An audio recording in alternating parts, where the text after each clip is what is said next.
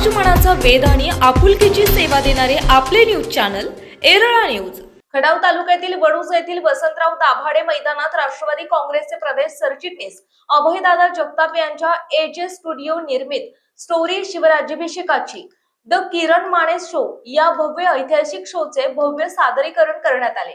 या कार्यक्रमात स्वतः किरण माने तसेच सहकलाकारांनी दर्जेदार अभिनय सादर करत ऐतिहासिक पात्रे जिवंत करण्याचा प्रयत्न केलाय। माने यांचे जबरदस्त पाठांतर तसेच दिलखेचक संवाद ऐकून उपस्थित प्रेक्षक अचंबित झाले। या निमित्ताने इतिहास केवळ पुस्तकात न राहता तो जिवंत स्वरूपात नव्या पिढीसमोर उभा राहिला।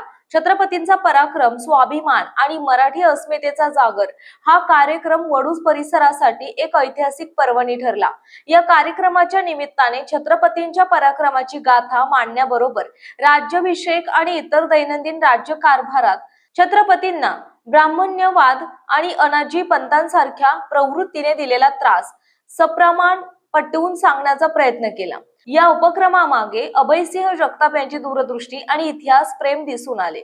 अशा भव्य सांस्कृतिक कार्यक्रमाची उभारणी करून त्यांनी सामाजिक आणि सांस्कृतिक क्षेत्रात आपला वेगळा ठसा उमटवला।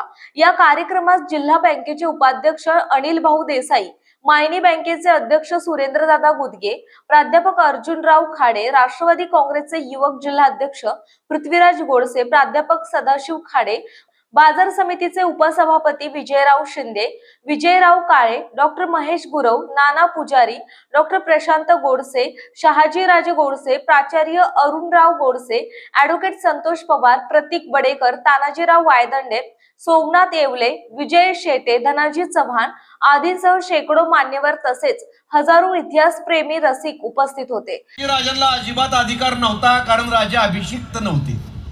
अभिषिक्त नव्हते म्हणजे त्यांचा रितसर विधिवत राज्याभिषेक झाला नव्हता। त्यामुळं अशा प्रकरणात राजे मध्यस्थी करायला गेले तर हे धर्म मार्तंड त्यांना सरळ सरळ तोंडावर सुनावत होते। हे पहा शिवाजी राजे, मनुस्मृतीनुसार शूद्रांना शिक्षा करण्याचा अधिकार फक्त आम्हाला आहे। या मामल्यात दखल घेण्याचा तुम्हाला अधिकार नाही। ओ माने या इकडे। अहो काय झालं? अहो काय बी काय सांगालाय? नाही म्हणजे हिनी काय बी सांगायचं नाही, आपण त्यावर विश्वास ठेवायचा होय। शिवाजी महाराजांना कोण अडवणार? कुणाच्यात एवढी हिंमत आहे? आपण मनचं काय सांगत नाही भावा।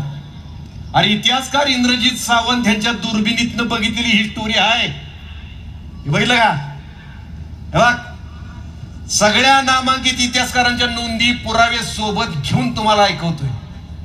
आता मी तुला असा पुरावा दाखवतो, तो अशा इतिहासकारांनी लिहिलाय, त्यांचा इतिहासाचा एवढा गाढा अभ्यास होता की त्यांना इतिहासाचार्य अशी पदवी मिळाली होती। वासी बेंद्रे, इतिहासाचार्य वासी बेंद्रे म्हणतात, नीट ऐक, कोणताही वाद ब्राह्मणांनी उपस्थित केला तर शिवाजी महाराजांना निर्णय घेण्याला रूढीनं मान्यता नव्हती।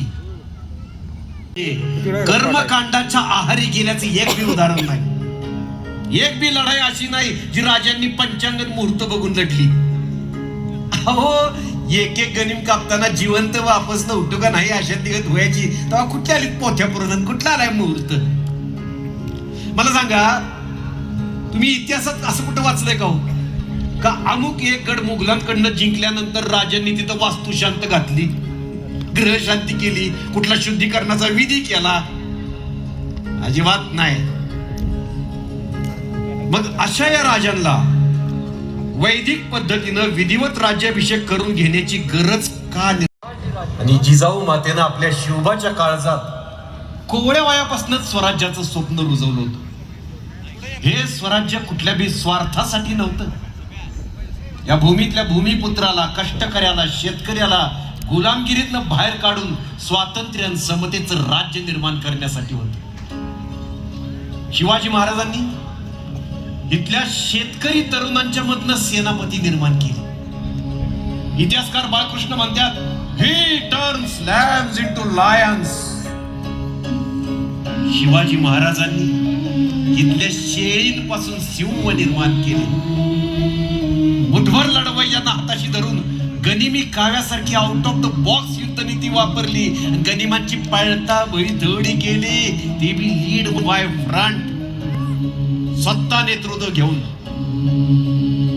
जुलूम जबरदस्तीच्या राजवटीला झुगारून शिवबानं कोवळ्या वयापासून पाहिलेलं स्वप्न साकार केलं, स्वराज्य उभारलं.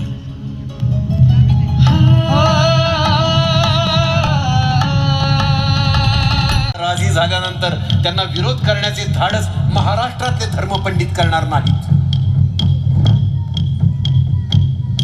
शिवबा, हा अट्टहास तुझ्या एकट्यासाठी नाही रे बाळा, तमाम महाराष्ट्रातल्या रयतेच्या स्वातंत्र्यासाठी आहे, महाराष्ट्र धर्मासाठी आहे. शिवबा, एक शेतकऱ्याचा लेख या महाराष्ट्राचा छत्रपती होताना बघू दे सगळ्या जगाला. तेव्हाच मी आनंदाने डोळे मिठायला मोकळी होईल.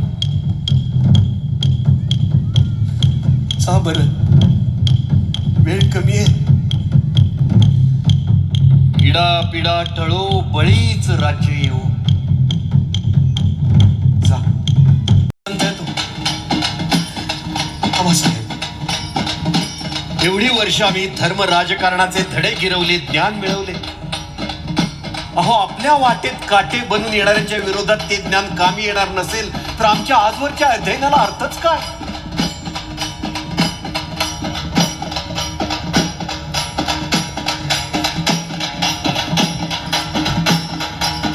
हिंदुस्थानातले कितीही श्रेष्ठ आणि कितीही ज्ञानी पंडित आमच्या समोर येऊ द्यात, त्यांना धर्माचे उत्तर धर्माने देण्यास हा शिवपुत्र शंभू काबिल आहे.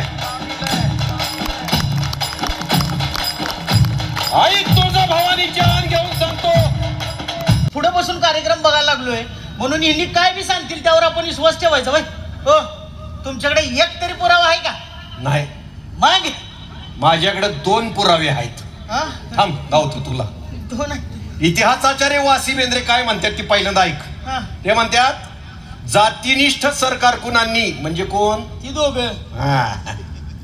जातीनिष्ठ सरकारकुनांनी शिवाजी महाराजांच्या प्रचलित आचार धर्माच्या वैगुण्यावरून, ऐकायला गोड वाटते ना, प्रचलित आचार धर्माच्या वैगुण्यावरून. त्याचा अर्थ काय होतो माहिती का? आडून आडून काय? शूद्रत्व. हा? शिवाजी महाराजांच्या प्रचलित आचार धर्माच्या वैगुण्यावरून तांत्रिक अडचणी उभ्या करण्याचा प्रयत्न केला असणे संभवनीय आहे.